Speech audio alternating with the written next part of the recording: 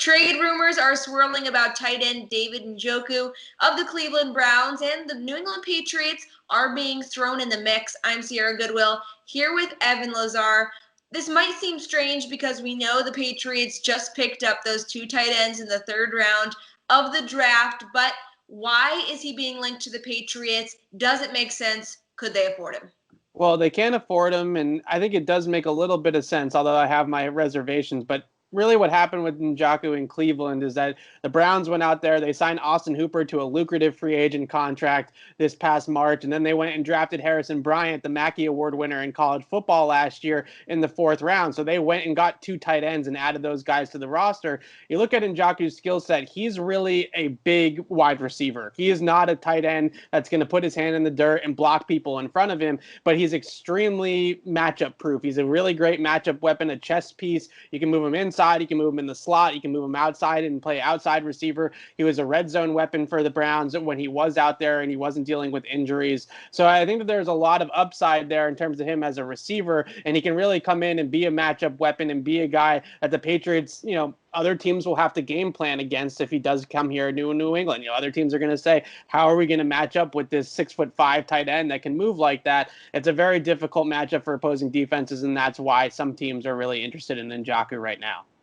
Well, we know that the Patriots were really high on Devin Asiasi, and they think Dalton Keene could be a great complement. So why would this make sense? Would he be a good fit for the Patriots offense? Well, I think that's the biggest question mark for me here, Sierra, is you just gave up a haul to go trade up in the draft to draft Devin Asiasi and Dalton Keene, where you gave up multiple picks to make those picks happen. So do you want to invest another draft pick, let's say a third or a fourth rounder based off of the rumors out of Cleveland, on the tight end position again? We listened to Bill Belichick talk to us about the wide receiver position, how they used a first round pick on N'Keal Harry, then they traded a second for Mohamed Sanu, and he seemed pretty reluctant about using that many assets at one position group. So it would surprise me if he said that about wide receivers and then he went out and traded a third round pick for Njoku in the same sort of vein.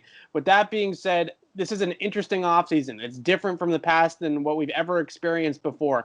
And asking two rookie tight ends to come in here and make an impact with no OTAs, with no minicamp, with very little training camp is a big sort of ask. Now, I know Njoku hasn't played in the Patriot system, but he's played in the league before, right? And he's got some experience there in the NFL. So that's a difference, I think, right now. And you talk about guys like Clowney, or you talk about guys like Njoku. The Patriots do have young players at those positions. The question is in the pandemic shortened season, are they going to be able to get up to speed in time to make an impact in year one? Remember last year, Chase Winovich, who's probably one of the better looking rookies the Patriots have had in a couple of years, only played 30% of the snaps on defense. And that was in a full off season with a full lead up to the year. And he still only managed to get out there for 30% of the snaps. So asking Dalton Keene, asking Devin Asiasi, look at Gronk in 2010, really great touchdown production, not great receiving production necessarily, didn't play a ton of the snaps.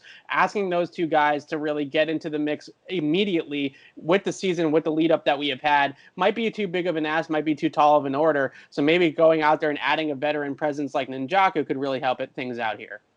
Well, for all the rest of our New England Patriots coverage, you can find it on our website at clnsmedia.com and on our YouTube channel at Patriots Press Pass.